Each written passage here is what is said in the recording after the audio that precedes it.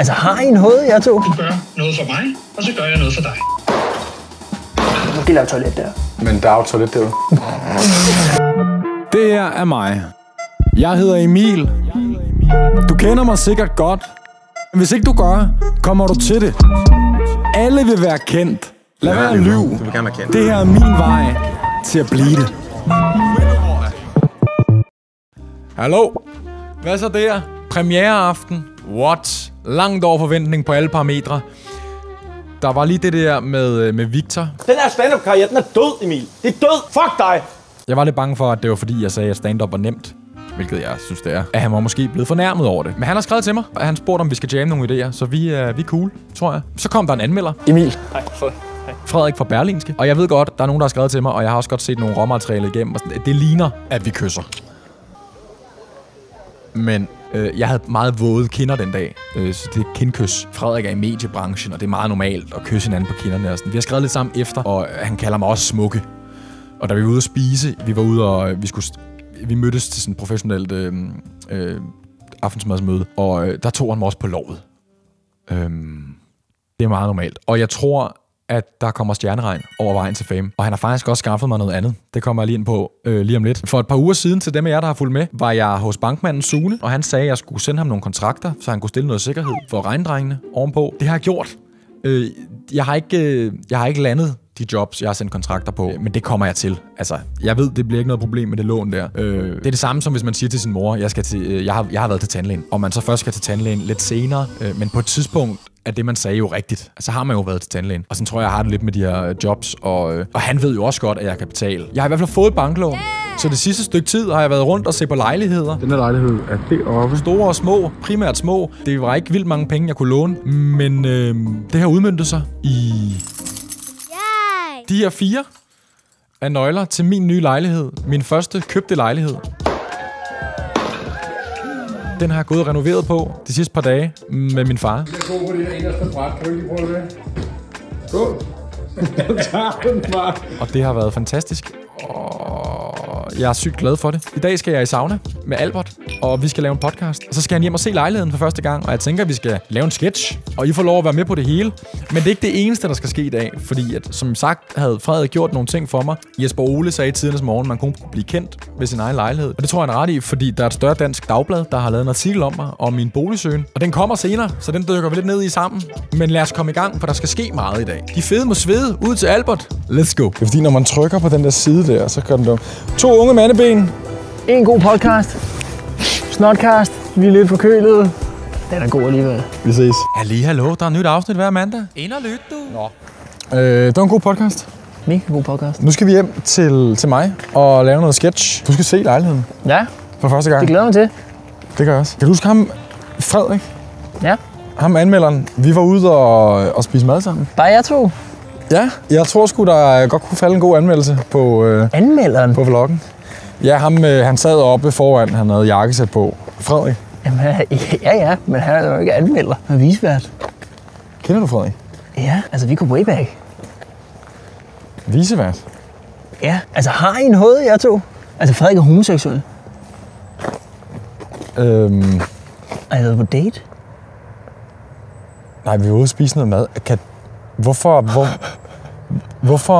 Hvorfor satte han sig?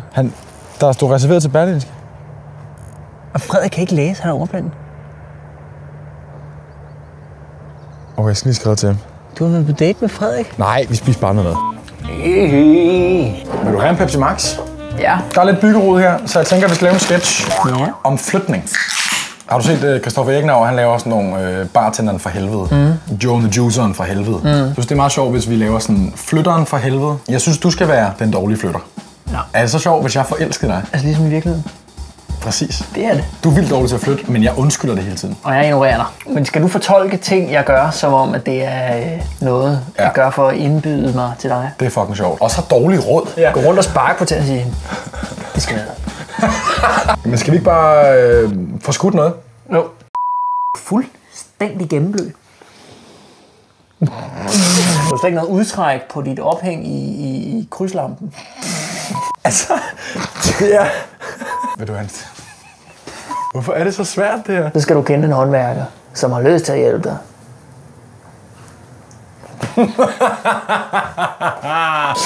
Okay, jeg har den nu.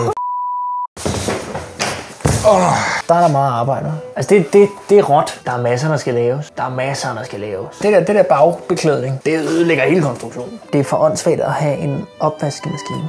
Det knirker. Du har ikke brugt gummihammer til gulvet. Det er godt, vi lige får kigget på den sammen, tror jeg. Måske lave toilet der. Men der er jo toilet derude. At kobberrørene, de fryser til is. Den her, man kan jo ikke, altså man skal jo bøje sig. Nye fliser, helt over det. Du har jo ikke lyst til at bo i en lejlighed, hvor du går sådan her.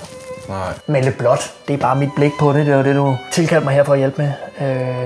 Det var egentlig bare for at hjælpe med at flytte. Det er ikke et vestvendt vindue, du har her? Jo. Okay. Den nemmeste løsning er jo at sælge, ikke? Jamen, jeg har lige købt det. Drivvåd i bunden, den her. Der er fugt i den lejlighed her nu. Vil du ikke pakke den ud under? Der er. Jeg vil gerne hjælpe, men jeg vil også godt respektere min egen tid. Hold nu kæft. Ja. Jeg glæder mig til at bruge her. Ups. Yes. Hvad laver du? Det er faktisk en meget fin stiksav, det her. Jeg begynder at tage køkkenet ned. Jeg har lige sat det op. Jeg flytter ind. Du har fjernet panellever? Pizzaer. Det kunne jeg godt spise. Jeg henter også nogle. Jeg henter lige en sixpack med også, ikke? Jo. Ja, hej Michael. Hej. Ved du hvad, kan du komme inden for 20 minutter og skifte en lås på en lejlighed? Fedt. Jeg glæder mig til at se den her. Ja, det er jeg spændt på den. Ny Fritz. Okay, historien var jo, at Albert han skulle være den dårlige flytter, og jeg gav ham lov til at være nederen, fordi jeg var forelsket i ham. Men da jeg skulle klippe det, fungerede det bare overhovedet ikke. Så det I fik, var det I fik. Sådan er det. Godt. For på den siden lavede jeg et interview for et dagblad. Jeg troede så, det var anmelder Frederik, som så ikke er anmelder, men bare homoseksuel og ordblind. Jeg troede, det var ham, der havde skaffet mig det her interview. Det var det ikke. Det var ikke Berlingske, det var Børsen. Ja, er det Børsen, det her? Ja. Jeg fik at vide, det var Berlingske. Ja, det er bedst. Vinklen på artiklen var så også en anden, end jeg troede, det var. Du kan ikke købe en lejlighed med altan for under 3 millioner. Jeg troede, det var sådan en Emil Grundsten har fået lejlighed-artikel. Jeg må ikke smile så meget, når det er Børsen. Og det havde befolkningens interesse, fordi jeg er et offentligt ansigt og kendt. Men det er mere bare en... Skal du også have bukket ben? Det er svært at få bolig på boligmarkedet artikel. Og jeg er så bare en ung, det lykkes for. Det er ikke så vigtigt, hvem jeg er. 26-årig måtte skifte strategi i jagten på sin første bolig. Sådan kan stigende boligpriser give dig et billigere lån. Det handler jo ikke bare om mig. Men jeg synes, jeg er meget flot. Ja, indtil næste gang. Like, subscribe og vær dig. Bankmanden har lige ringet til mig. Men i værste grad, så hedder det fængsel. 2 år. 2 år? Når man sender kontrakter på jobs, som man ikke har endnu, så hedder det dokumentfalskeri. Jeg får jobsene. Ja, men Emil, det er sådan set ikke så vigtigt. Altså, det er sådan her, landet ligger. Du kan også, altså vi kan også klare det på en anden måde, og det er, at du gør noget for mig, og så gør jeg noget for dig. Der holdt fødselsdag for min nevø her i weekenden, og jeg tror, at vi alle sammen vil blive super glade for et lille familien jul nisseshow. Er der nisseshow, så tager jeg hånd om det. Er der ikke nisseshow, så ringer jeg lige op til Jura og får en lille snak med dem bagefter det. Nej, det skal du ikke. Okay? Ja, der er nisseshow. Det lyder rigtig godt, du.